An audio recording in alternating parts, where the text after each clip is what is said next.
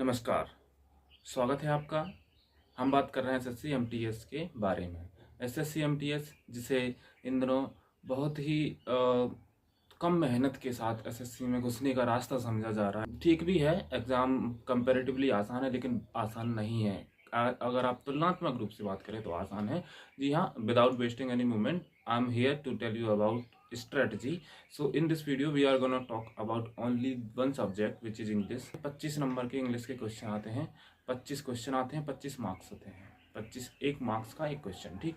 उसके बाद negative marking होती है। अगर आप 4 गलत करते हैं तो आपका 4 के साथ एक सही का नंबर भी कट जाएगा, यानी कि 1/4 की माइनस मार्किंग होती है। चलिए शुरू करते हैं इंग्लिश की स्ट्रेटजी के। बतौर हिंदी मीडियम स्टूडेंट मैंने किस तरीके से तैयारी की, किस तरीके से जीरो से मैं कुछ लेवल तक आ पाया जिससे इस एग्ज़ाम को क्रैक करने में सफल हुआ। तो चलिए जानते हैं इंग्लिश की स्ट्रेटजी। देखिए, इंग्लिश को मैं 3 हिस्सों में बांटना चाहूँगा। रीडिंग कॉम्प्रिहेंशन, वोकैब और ग्रामर। इन तीनों में बांटने के बाद हम बात करेंगे सबसे पहले ग्रामर की, ठीक। तीसरे वाले की बात आगे पीछे हो जाएगा, उससे कोई फर्क नहीं पड़ेगा। तो ग्रामर की जब बात करें तो ग्रामर के क्वेश्चन में जैसे क्वेश्चन बनते हैं एरर वाले क्वेश्चन बन जाते हैं, और उसके बाद जम्बल वर्ड्स वाले क्वेश्चन बन जाते हैं। एसएससी ने अभी तक शायद जम्बलिंग सेंटेंसेस इसमें पूछे नहीं है एमटीएस में, लेकिन इसमें कोई वो नहीं है बड़ी बात की। अगर पूछ ले तो आपको हल्की फुल्की जम्बलिंग आनी चाहिए। उसके अलावा ग्रामर से आपके क्लोज टेस्ट बन जाते हैं ग्रामर से ही।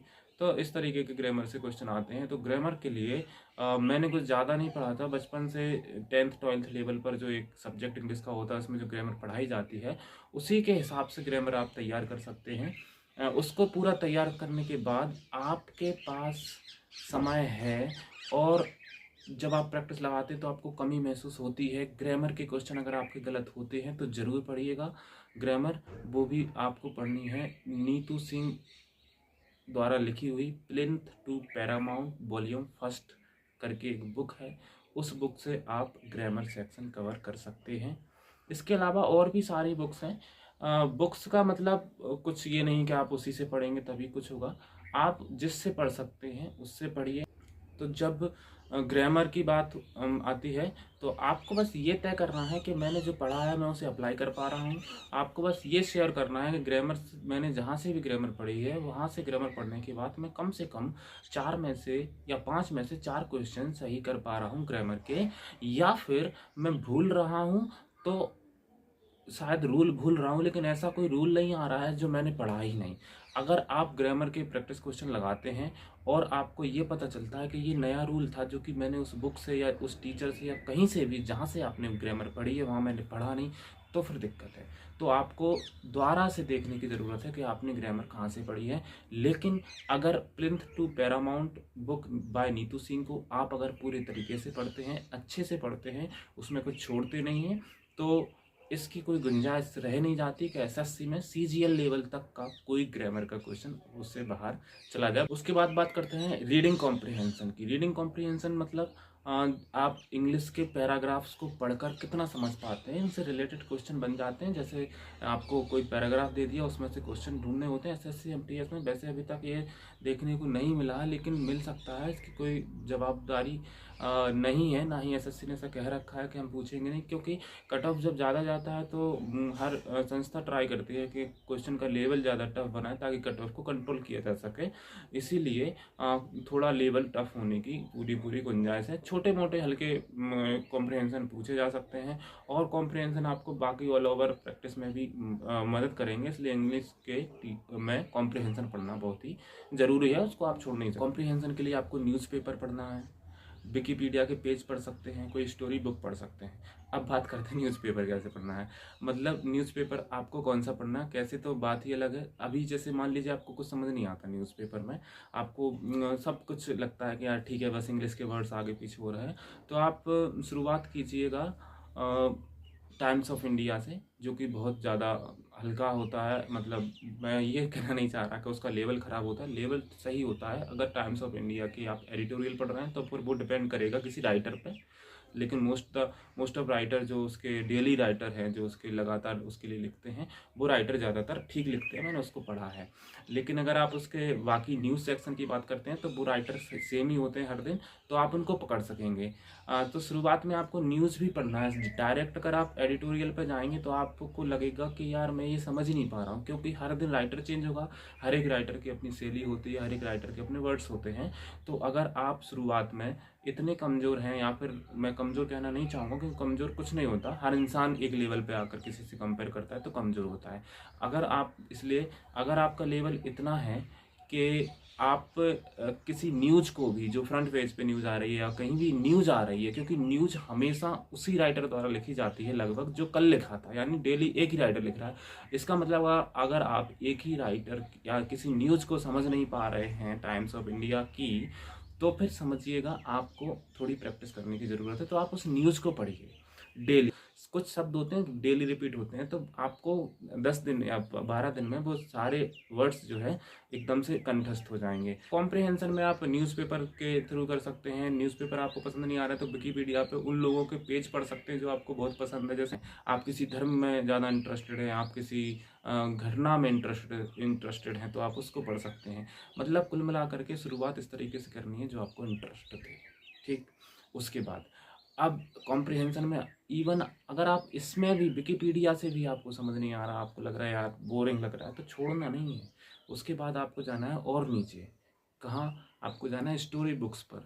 10th से और 7th 6th 5th क्लास की स्टोरी बुक्स पढ़ सकते हैं, तब तो समझ आएगा। लेकिन 10 दिन बाद अपना लेवल चेक कीजिए, अच्छा समझ आने लगे तो लेवल को अपग्रेड कर दीजिएगा, ठीक। इसके बाद बात करते हैं वोकैब की। Vocab English is nothing but vocab. मतलब सिर्फ वोकैब इंग्लिश है, मुझे ऐसा खुद महसूस हुआ है। मतलब अगर आपको कुछ नहीं आता, आपको ग्रामर नहीं आती, आपको रीडिंग कॉम्प्रिहेंशन नहीं आता, अगर आपको वोकैब आती है, मान लीजिए एक सेंटेंस लिखा है, उस सेंटेंस में अगर 5 वर्ड्स हैं और आपको पाँचों वर्ड्स की मीनिंग पता है, तो आपको भले ही ग्रामर बिल्कुल ना आती हो, आप उस सेंटेंस के आसपास का अर्थ जरूर निकाल लेंगे, और 90% केसेस में आप उस सेंटेंस का सही अर्थ निकाल रहे हैं। अगर बाकी चीज़ें नहीं आती और वोकैब आती है तो ज़्यादा फर्क नहीं पड़ेगा, और आपको ग्रामर अच्छी आती है, आपको कॉम्प्रिहेंशन अच्छा आता है, आपको वोकैब नहीं आती, तो आपका कुछ ज़्यादा काम नहीं होने वाला उससे। समझ रहे हैं? इसका मतलब vocab is the most important part of the English. देखिए, वोकैब के लिए सबसे पहले तो revision revision revision revision is the key. मतलब मैटर ये नहीं करता कि आपने कितनी बुकेप्स पढ़ी हैं, मैटर ये करता है आपने कितनी बुकेप्स ज़्यादा से ज़्यादा बार रिवाइज की है। जी हाँ, बुकेप्स को रिवीजन बहुत ज़रूरी है। तो कैसे रिवीजन करेंगे? सबसे पहले जब आपने रीडिंग कॉम्प्रिहेंशन किया था, यानी कि जब आप न्यूज़पेपर पढ़ रहे थे, उस टाइम पे आपने अपने ट्रांसलेटर में कुछ बुकेप डाली थी, उन बुकेप्स को आपको हर दिन टाइम से रिवाइज करना है। पहले तो कोई भी बुकेब आपको ट्रांसलेटर में देखनी है, उसका मीनिंग देखने के बाद वो उसमें सेव हो जाएगी। अगले दिन आपको उसमें जाकर देखना है, फिर अगर आपको याद आती है, वैसे भी अगले दिन याद नहीं आएगी। अगर आ भी जाती है तो अगले दिन मत हटाइए, क्योंकि एक दिन याद रहना कोई बड़ी बात नहीं है। आप 4-5 दिन बाद पीछे का देखेंगे, तब आपको याद आएगी, तब आप अगर याद आ जाती है अपने आप तो उसे स्लाइड कर दीजिए, वो हट जाएगी, ठीक।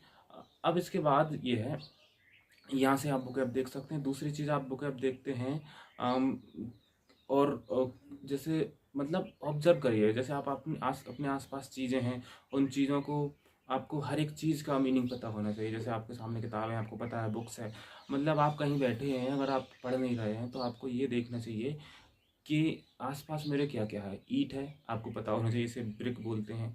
आप मान लीजिए छत पे बैठे हैं, आपको पता होना चाहिए इसे रूफ बोलते हैं।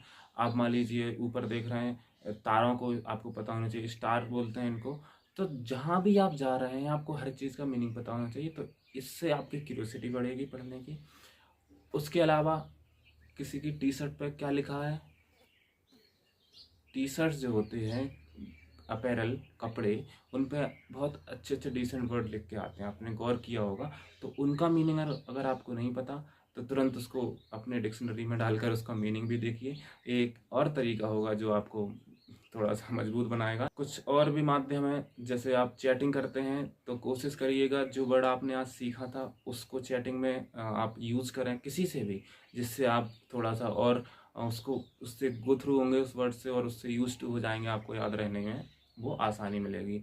उसके अलावा आप वीडियोस देखते हैं यूट्यूब पे, तो कोशिश करिए इंग्लिश वीडियोस देखें, भले ही आपको शुरुआत समझ में ना आए लेकिन फिर भी देखें। और साथ में यूट्यूब वीडियोस में आप टाइटल्स चालू कर सकते हैं। टाइटल चालू करेंगे तो नीचे इंग्लिश लिखा हुआ आएगा पूरा, तो आपको इंग्लिश समझने में भी, उसमें आपको ग्रामर भी मिल जाएगी, थोड़ी सी रीडिंग कॉम्प्रहेंशन भी आपके प्रैक्टिस आएगी और बुकैब्स भी आपको मिल जाएंगे। लेकिन जहाँ भी बुकैब आपको ध्यान ना आए कि इसका मीनिंग मुझे नहीं आ रहा समझ में, उसी समय वीडियो को रोक कर, ये नहीं कि वीडियो में चले जा रहे हैं मज़े से, नहीं, रोक करके आपको तुरंत डिक्शनरी पे आना है। मतलब आपकी प्रायोरिटी, हर दिन आपकी प्रायोरिटी होनी चाहिए बुकैब को पकड़ने की और पकड़ कर उसे याद करने। कुछ और साधन भी हैं, जैसे nudge.me ऐप है, वो ऐप आपको हर बार थोड़ी देर बाद एक नोटिफिकेशन देती है और कहती है कि आपको ये शब्द याद है, फिर एक शब्द याद कराती है, फिर थोड़ी देर बाद उसका नोटिफिकेशन देती है। दिन भर वो आपको उन शब्दों के आसपास घुमाती है जो शब्द एक बार उसने आपको सिखा दिए हैं, तो आप इससे भी सीख सकते हैं। उसके अलावा और भी यूट्यूब पे बहुत सारे वीडियोज़ हैं जो ये बताते हैं कि कैसे आपको अपनी बुकैब के लिए किन ऐप्स का आपको इस्तेमाल करना है। ये तो बुक ऐप्स का सेक्शन हो गया। अब बात करते हैं ओवरऑल प्रैक्टिस का। प्रैक्टिस के लिए आपको मतलब प्रीवियस ईयर क्वेश्चंस लगाने हैं, और मैं रिकमेंड करूंगा अड्डा 247 के फ्री क्विजेस। उन क्विज हर दिन 10-5 क्वेश्चन आते हैं, हर दिन 10-10 क्वेश्चन के 2-3-4 क्विज आ जाते हैं इंग्लिश में। उन क्विजेस को लगाइए। उन क्विजेस में जहाँ भी जो भी ग्रामर रूल नहीं आता उसको याद करिए दोबारा से, जो बुकैब नहीं आती उसे याद करिए। अगर मान लीजिए उसमें एक पैराग्राफ आया, जो पैराग्राफ बैंकिंग से संबंधित था और आप उसको सही से समझ नहीं पाए, तो कल से आपकी कोशिश होनी चाहिए कि न्यूज़पेपर में बैंकिंग वाले पैराग्राफ को आप पढ़ना शुरू करें, ताकि वो पैराग्राफ अगर एग्जाम में आए तो आप उसे समझ सकें। रोज़ प्रैक्टिस लगाइए, कम से कम 2 या 3 प्रैक्टिस 25-25 क्वेश्चन के। अगर आप 25 क्वेश्चन का एक एग्जाम अगर आप टेस्ट लगाते हैं तो वो ठीक है, अगर नहीं लगाते तो 10-10 क्वेश्चन के 2-3 सेट आपको लगाने चाहिए कहीं से भी। 10-10 मतलब आपको 50 क्वेश्चन, 30 से 50 क्वेश्चन डेली की प्रैक्टिस करनी है। उसी में बुकैब सारे क्वेश्चन होंगे, और फिर डिपेंड करता है आपकी एफिशिएंसी पे, आपकी स्पीड ऑफ लर्निंग पे और आपके बैकग्राउंड लर्निंग पे। उम्मीद करते हैं आपको कुछ सीखने को मिला होगा, आपको इससे ज़रूर मदद मिलेगी। तो तब तक के लिए धन्यवाद। जय हिंद, नमस्कार।